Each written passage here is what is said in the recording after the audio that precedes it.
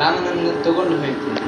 ಆಪದಾಂ ಅಪಹರ್ತಾರಂ ದಾತಾರಂ ಸರ್ವಸಂಪದಾಂ ಲೋಕಾಭಿರಾಮಂ ಶ್ರೀರಾಮಂ ಭೂಯೋ ಭೂಯೋ ನಮಾಮ್ಯಹಂ ಅಂತ ಶ್ಲೋಕ ಎಲ್ಲರೂ ಕೇಳಿದ್ದೀರಾ. ಇಲ್ಲಿ ಈ ಶ್ಲೋಕದಲ್ಲಿ ಏನು ಹೇಳ್ತಾ ಇದ್ದಾರೆ? ಆಪದಾಂ ಅಪಹರ್ತಾರಂ ದಾತಾರಂ ಸರ್ವಸಂಪದಾಂ.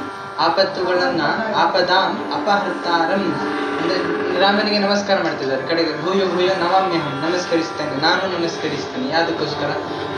ಆಪದಾಂ ಅಪಹರ್ತಾರಂ, ಅಪಹರ್ತ ಅಂತ ಕರಿತಾ ಇದ್ದಾರೆ ದೇವರನ್ನ. ಯಾಕೆ? ಆಪತ್ತುಗಳನ್ನು ಅಪಹಾರ ಮಾಡ್ತಾ ಇದ್ದಾನೆ, ಅದಕ್ಕೋಸ್ಕರ ಆಪದಾಂ ಅಪಹರ್ತಾರಂ. ದಾತಾರಂ ಸರ್ವ ಸಂಪದಾಂ, ಎಲ್ಲ ಸಂಪತ್ತುಗಳನ್ನು ಕೊಡುವವನಾಗಿದ್ದಾನೆ.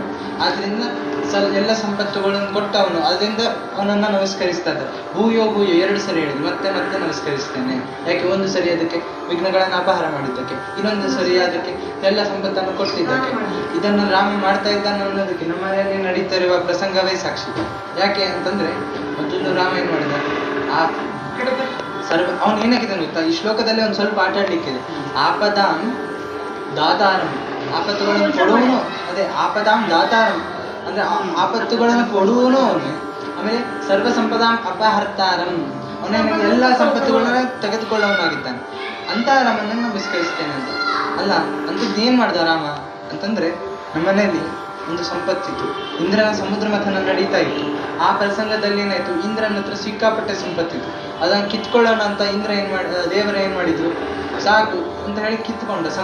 ದುರ್ವಾಸರನ್ನು ಕಳಿಸಿ ಶಾಪ ನೀಡಿ ಅಲ್ಲಿಂದ ಆ ಸಂಪತ್ತುಗಳನ್ನು ಕಿತ್ತುಕೊಂಡ. ಆವಾಗ ಏನಾಯ್ತು? ಎಲ್ಲ ಸಂಪತ್ತು ಕಳೆದು ಹೋಯಿತು. ಹೇಗೋ ಆವಾಗ ಏನ್ ಮಾಡಿದ ಇಂದ್ರ? ಸಂಪತ್ತು ಬೇಕು ಅಂತ ಹೇಳಿ ಏನ್ ಮಾಡಿದ? ಮೋಹಿನಿ ರೂಪ ಬಂತು ಪರಮಾತ್ಮನದು, ಅದನ್ನು ಸೇವಿಸಿದ. ಕೂರ್ಮಾವತಾರ ಆಯಿತು, ಅದನ್ನು ಸೇವಿಸಿದ. ಪರ್ವತದಲ್ಲಿ ಒಂದು ರೂಪ, ಶೇಷ ಹಾವು, ವಾಸುಕಿಯಲ್ಲಿ ಒಂದು ರೂಪ. ಈ ರೀತಿಯಾಗಿ ದೇವರು ಒಂದೊಂದು ರೂಪಗಳಲ್ಲಿ ಆ ಸಮುದ್ರ ಮಥನ ಪ್ರಸಂಗದಲ್ಲಿ ಇದ್ದಾಗ ಇಂದ್ರ ಚೆನ್ನಾಗಿ ಸೇವೆ ಮಾಡಿದ. ಆ ಸೇವೆ ಮಾಡಿದಾಗ ಏನಾಯ್ತಂದ್ರೆ ದೇವರು ಒಲಿದ. ಆಗ ಏನು ಮಾಡಿದ? ಒಂದು ಅಮೃತವನ್ನು ಕೊಟ್ಟ, ಎಲ್ಲ ಸಂಪತ್ತುಗಳನ್ನು ಕೊಟ್ಟ, ಅಮೃತವನ್ನು ಕೊಟ್ಟ. ಆಗ ಏನು ಮಾಡಿದ? ಲಕ್ಷ್ಮಿಯನ್ನು ತಂದು ಕೊಟ್ಟ, ಎಲ್ಲದ ಸಂಪತ್ತಿಗೆ ಒಡತಿಯಾದಂಥ ಲಕ್ಷ್ಮೀ ದೇವಿಯನ್ನು ತಂದು ಕೊಟ್ಟ. ಹೇಗೋ ನಮ್ಮನೆಲ್ಲ ಆ ಪ್ರಸಂಗ ನಡೆಯಿತು. ಏನು? ಮನೆಯಲ್ಲಿ ಒಂದು ಸಂಪತ್ತಿತ್ತು. ಆ ಸಂಪತ್ತು ಯಾವುದು ಅಂದ್ರೆ ಜಯಶ್ರೀ ಎಂಬ ಸಂಪತ್ತು. ಶ್ರೀ ಅಂದ್ರೆ ಸಂಪತ್ತು. ಆ ಸಂಪತ್ತಿತ್ತು. ಆವಾಗ ಮನೆಗೆ ಒಂದು ಸೊಸೆ ಬರಬೇಕು ಅಂತ ಎಷ್ಟು ಪ್ರಯತ್ನ ಪಟ್ಟರು. ಸಂಪತ್ತು ಇರ್ಬೇಕಾದ್ರೆ ಮತ್ತೊಂದೇ ಸಂಪತ್ತು ಬರುತ್ತೆ. ಅದಕ್ಕೆ ದೇವರು ಬೇಡ ಅಂದ. ಸಂಪತ್ತು ಬೇಕೇ ಬೇಕಾ? ಸರಿ, ನಾನು ಮೊದಲು ಕಿತ್ಕೊಳ್ತೇನೆ ಅಂತ. ಅವಾಗ ಏನ್ ಮಾಡಿದ? ನಮ್ಮ ಜಯಶ್ರೀ ಅವರನ್ನು ತೆಗೆದುಕೊಂಡ. ಅವಾಗ ಸರ್ವ ಸಂಪದ ಅಪಹರ್ತ ಆದ, ಎಲ್ಲ ಸಂಪತ್ತುಗಳನ್ನು. ಹಾಗೆ ನಮ್ಮಲ್ಲಿದ್ದಂಥ ಜಯಶ್ರೀಯನ್ನು ಕಿತ್ತುಕೊಂಡ.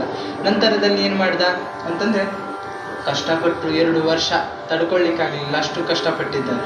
ಹಾಗಿರ್ಬೇಕಾದ್ರೆ ದೇವರು ನೋಡಿದ, ಸಾಕು ಇನ್ನು ಕಷ್ಟಪಡುವುದು ಅಂತ ಹೇಳಿ ಸಮುದ್ರ ಮಥನದಂತಿದ್ದದ್ದು ಕಷ್ಟ. ಸಮುದ್ರ ಮಥನ ಮಾಡ್ಬೇಕಾದ್ರೆ ಅಸುರರಿಗೆ ದೇವತೆಗಳಿಗೆ ಆದದ್ದು ಕಷ್ಟ ಅಲ್ಲ. ಸಮುದ್ರ ಮಥನ ಮಾಡಿದಾಗ ವಿಷ ಬಂತು, ಎಲ್ಲ ಬಂತಲ್ವಾ, ಅದರಂತೆ ಕಷ್ಟ ಉಂಟಾಯಿತು.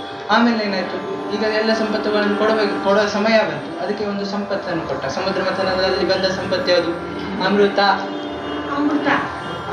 ಆ ಸಂಪತ್ತನ್ನು ಕೊಟ್ಟ. ಅದಾದ್ಮೇಲೆ ಏನಾಯ್ತು? ಅಮೃತ ಬಂದ ನಂತರ ಏನಾಯ್ತು? ಲಕ್ಷ್ಮೀ ದೇವಿ ಬಂದ. ಆ ಲಕ್ಷ್ಮಿಗೆ ಹೆಸರು